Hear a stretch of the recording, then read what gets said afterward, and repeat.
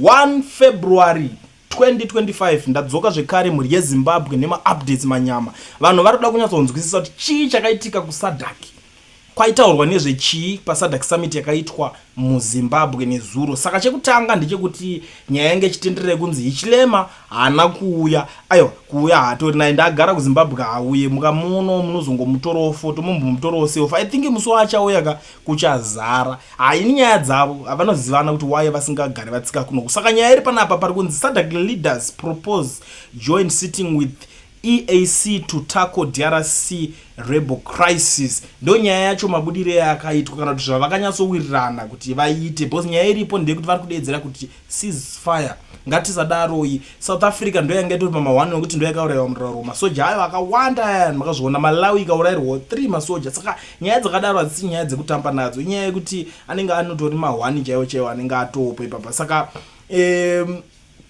ndo zvavakataurirana bani grigini pacho rigedza ningokuti turumbijana ndikuonese pari kunzi SADC leaders have proposed a joint summit with the East African Community EAC as they bid to end fighting in the Democratic Republic of Congo, where rebels have seized control of the major eastern city of Goma.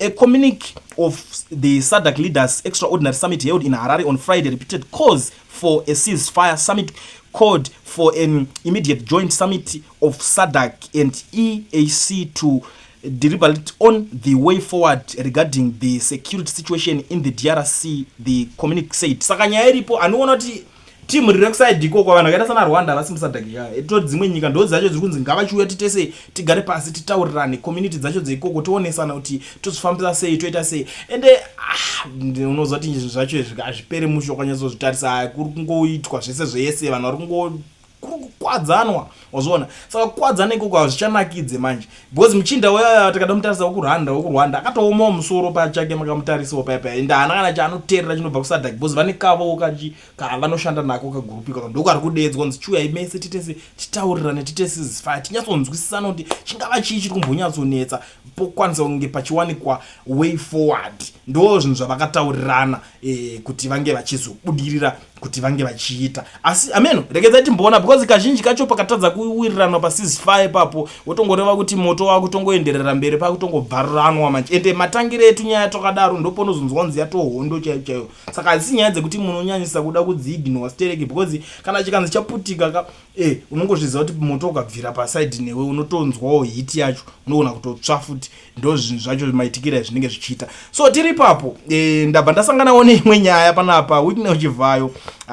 Komanaka apedza kuindosa munhu wake apromisa vanhu zvakapromisa pakatanga kunetsa manje. Saka nyaya dzakadai so takuda kuti mboona kuti zvofambiswa sei. It's like varotototaya kutodisqualifyisa that guy akanzi akahwina wacho ikoko kuZifa. Saka Chivayo akubuda achiti ini handisi weZifa, handitona chekuita neZifa yacho, handisi member yeZifa. Saka ini ndingoriwo businessman, ndekungopawo munhu gift yandakangomupawo makutanga kutaura zvinhu zvisina basa. Ndakati vanhu vanenge vadai so ndichaita sekuti mumotivatike. Saka pari kunzi makatengera mavotes.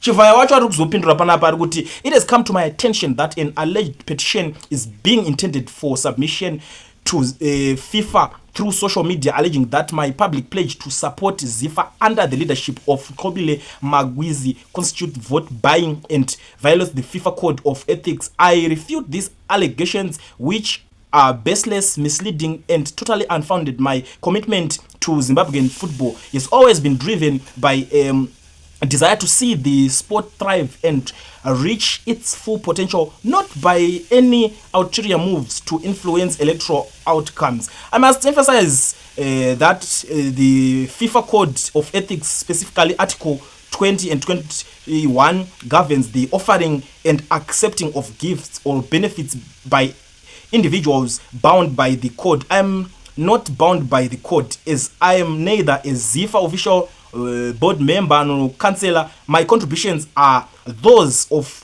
a private businessman acting within the bounds of the law and out of a genuine commitment to the development of football in Zimbabwe. Saka this guy ari kutozviti inini zvamutondudza zvatozvimwe ende kwacho kunozonzwa these people are men of the way vari kurwisana nazvo, because vamwe vacho madyirwa vakaita kana ukaona mavhotes acho unonzwa tsitsi unonzi unovhoterwa wana 4 votes, vamwe chichi uyu akabva atora mavhotes ese vanhu vakamuvhotera, because everyone munhu esanda mota unzi mota bhozi Chivayo wachatozikanwa kuti ari kutopa mota, haana munhu ari kusiya mapenzi vanodhakwa nemunonzi muchiuya vari kuti mutoriro, vese vachinge vachidhiskasa kuimba vaivai vari kungopuhwa. Saka haana chaari kuningina. Vamwe vanomasquareda semasupporters, mabig supporters eZANU-PF or ndivo whatever, ari kungopa munhu wese akwa mabenzi wayo everything ari kungokandira. Saka izvozvo manje zvakarwadza vamwe vakati regedzai timboita setimbotraya kuifambira nyaya pamwe tinogona kubudirirawo because you never know, pamwe this guy anogona kutonzi takuda kudisqualify kabhozi imi makatengera mavhotsi.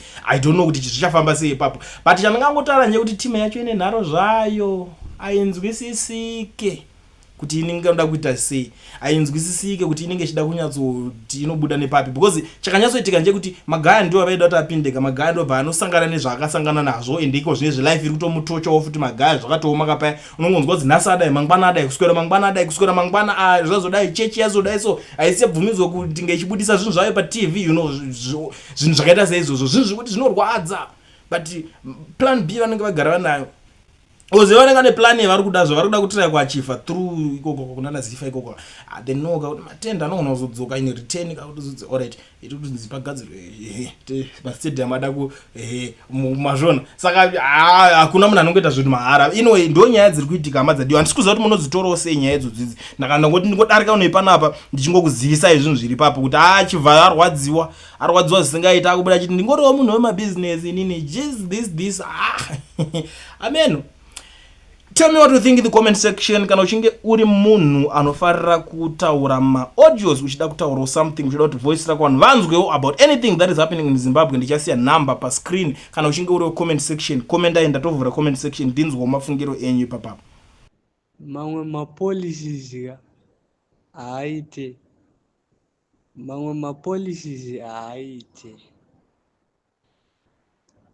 vananiki mangwana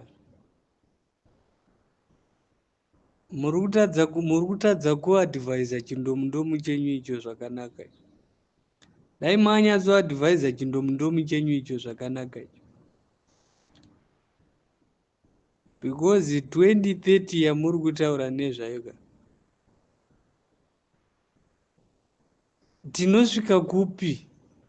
2030 yamuri kutaura nezvayo imi wana Daniel Garwe imi mune mukamwa makaumburukwa imi motaura zvisina basa. Munoziva kuti muri kurwadzisa vanhu here nezvamuri kuita izvozvo? Hatisi kumbofara kana hatisi kumbofarira kana. 2030 yamuri kutaura muri kuiwana kupi iyoyo 2030? Mimi muchingotaura zvinhu zvisingaiti zvekunhiki kwekondo zvenyu. Nekuda kuti mukataura kuti 2030 izvozvi zvitarisai kuti mashopu ari kuvhara.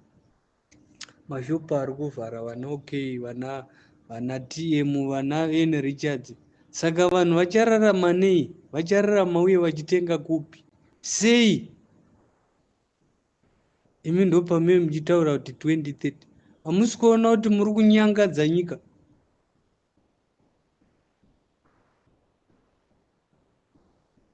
Ngavatiitirewo zvakanaka vanhu vezano. Ngavarege kutuka mudharawo. Ngavatorega zvavo kutuka mudharawo. Vakoniwa. Ngavabvume kuti vakoniwa.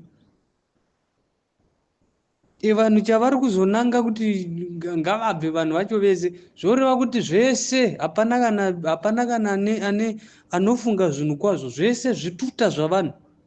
Nokuda kuti hapana kana chinhu kwacho chinhu chine musoro chimbori nyatsoriko. Zvinhu zvavanogona kungoisa zvimapolisi zvisina kana musoro, zvisina kana direction.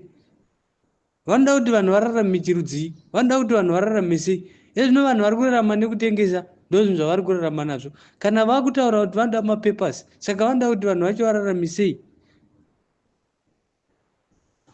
Dai vanga vari vanhu ka? Dai vanga vatifungirawo. Dai vanga vatifungirawo. ZANU-PF yakoniwa. Munangagwa ana uvhoterwa navanhu. Izvozvo ani nani anozviziva. Naiye wacho iye pachake anotozviziva kuti ana kuvhoterwa navanhu.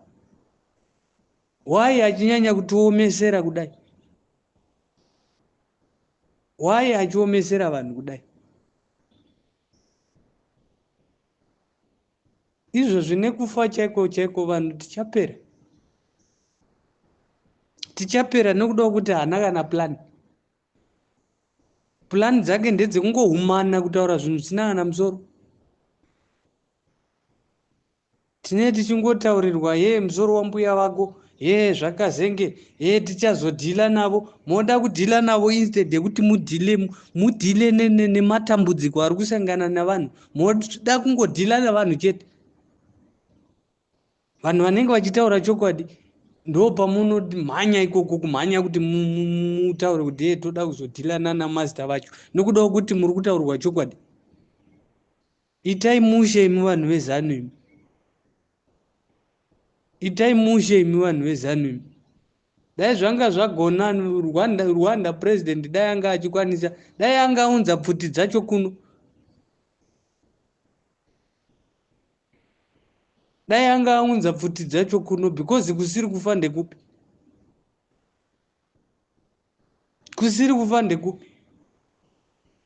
Dai anga akonzeresa, dai anga atotaura kuri kuZimbabwe uku zvakanaka, anyatsotogona, dai zvanga zvichigoneka, dai pawana anotaura naye aunza pfuti kuno. Nokuda kuti kwose kufa, poga poga pose panozama kuti vanhu vabate, mune muchingoda kungokwana nepamusingakwana. Itai mushe imi vanhu vezanu imi. Itai mushe kubva kuvarakashi ikoko zvichiinda neichocho chindomudomu chenyu chiriko kumberi uko. Zanu inorwadzisa zvisingaiti. Zanu inorwadzisa zvisingaiti.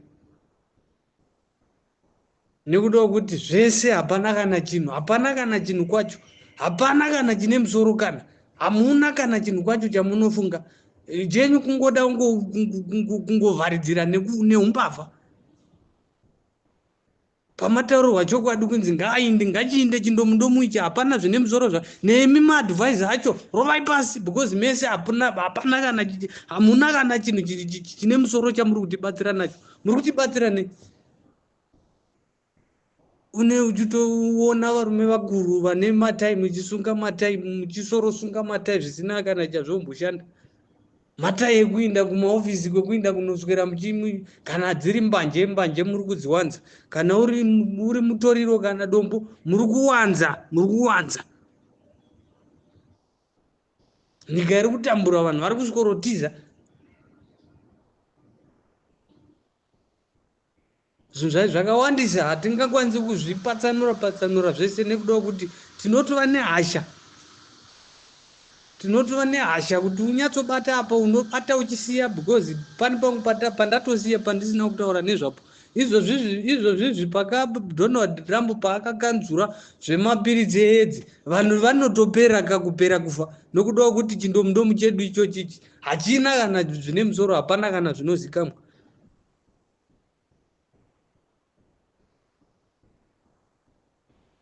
Hapana kana zviripo, zvinongofungwa kana kuti titi ndo mawiski enyu iwa yamunonwaya, amunozoya muchitaura kuti musoro wambuya venyu. Zvizvozvo zvamene muchititaurira izvozvo. Even kana kutaura chaiko, speech chaiyo inobuda mukanwa, hapana kana speech inobuda mukanwa. Chenyu kungogona kuchikidzira vanhu nekurova vanhu, nekutaura kuti hanzi tozovaisa mumajeri. Kure kunofira kuro. Munotipa shungu, munotipa hasha. Munotipa shungu, munotipa hasha. Hamusi moga magarwa hondo, vakawanda vanhu vagarwa hondo. Munotipa shungu, munotipa hasha, vanhu vezanu.